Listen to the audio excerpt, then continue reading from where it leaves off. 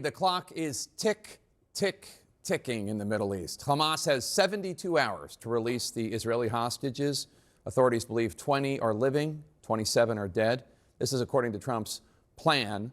Israeli forces are withdrawing from parts of the Gaza Strip right now as thousands of displaced Palestinians are attempting to move back into what were their neighborhoods. 33 bodies were discovered in the rubble of Gaza City earlier today, according to a hospital director. Though the ceasefire does appear, as of this hour, to be holding, there remain huge questions for the near and distant future about the fraught Israel-Palestine relationship. For the first time, Israeli Prime Minister Benjamin Netanyahu today implied that not all of the killed hostages that remain in Gaza might be returned, while the Israeli military spokesperson says they're, quote, well prepared to go back into combat, unquote, with Hamas if the terrorist group retains control of Gaza.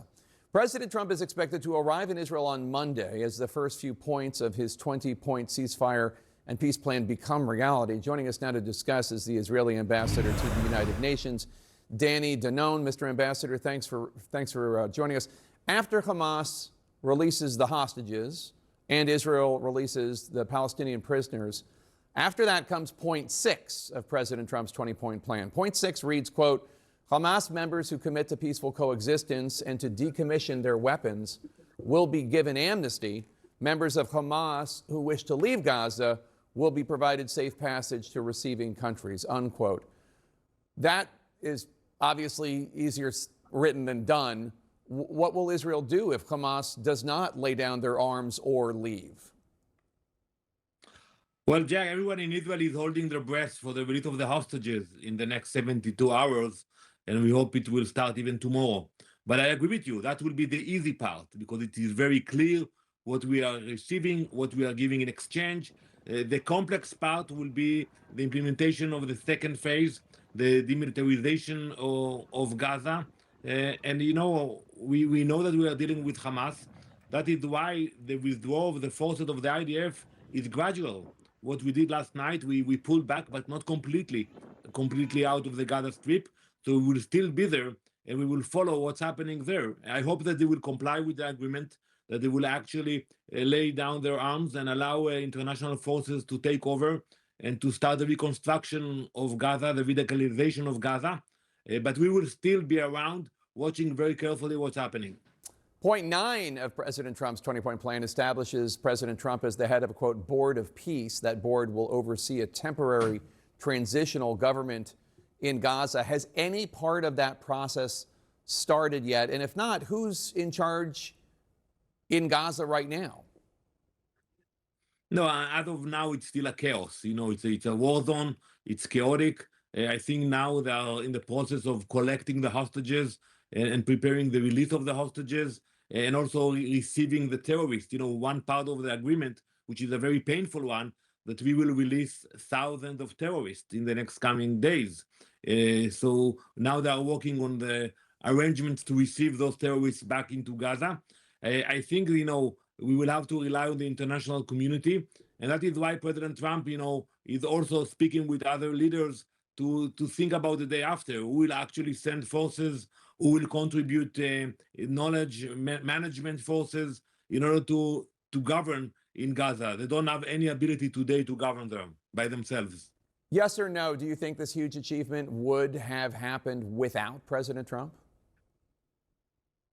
I don't think so. I think it was a combination of the determination of our leadership and the IDF forces and the pressure of President Trump. The combination of diplomacy and military pressure, it brought us to where we are today. You know, a very long process, 2 years.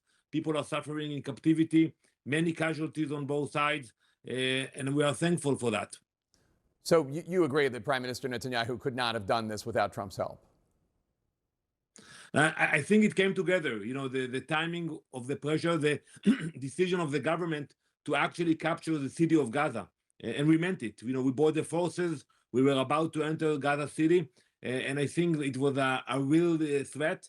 And the pressure the President Trump put and with his team, I think it brought us to the position. It wouldn't have happened by itself. Ambassador Danny Danon, thank you so much for your time, sir. Appreciate it. All right, welcome back. Phase 1 of the deal between Israel and Hamas is now in effect. So far, the ceasefire appears to be holding. Today, thousands of Palestinians began the trek from South Gaza back to what is left of their homes in the north as the IDF makes their way out and to the new deployment lines. An official tells us that U.S. troops have started arriving in Israel to monitor the plan's implementation. CNN Chief International Correspondent Clarissa Ward is here now in the arena with the latest. So, Clarissa, the 72-hour window for Hamas to release these remaining hostages, I mean, we are moving through that. What are we expecting in the next 60 hours here?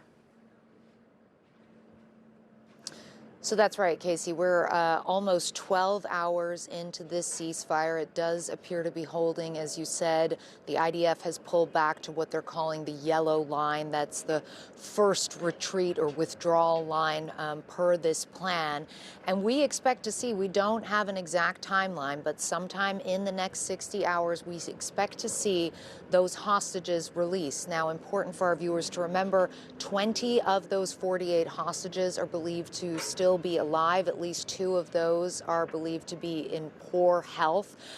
We are also expecting to see 28 deceased hostages being released, though we did hear earlier, Casey, from Prime Minister Benjamin Netanyahu, and he was essentially kind of paving the ground for the possibility that it might take more than this 72-hour window to effectively locate the remains of all of those 28 deceased hostages. But nonetheless, this is poised to look a little different to previous hostage releases that we've seen.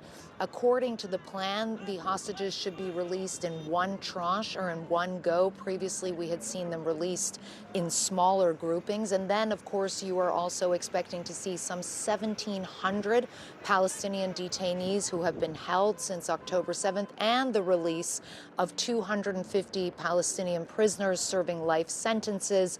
About 150 of those are expected to be deported to third countries. Others will be returned to the West Bank and East Jerusalem. So a lot of moving parts in these next 60 hours. And from there, we then expect to see the next phase of implementation. And most crucially, Casey, you talked about those honestly biblical images of Palestinians battered and beleaguered, trudging on foot back to what remains of their homes in northern Gaza. We now expect to see this hotly anticipated, I should say, and vital surge of aid, 170,000 metric tons, according to the UN, now waiting on the borders, ready to go in and help the people of Gaza as they are still in the throes of this horrific humanitarian crisis. Casey? All right, Clarissa Ward for us in Israel. Clarissa, thanks very much for that reporting.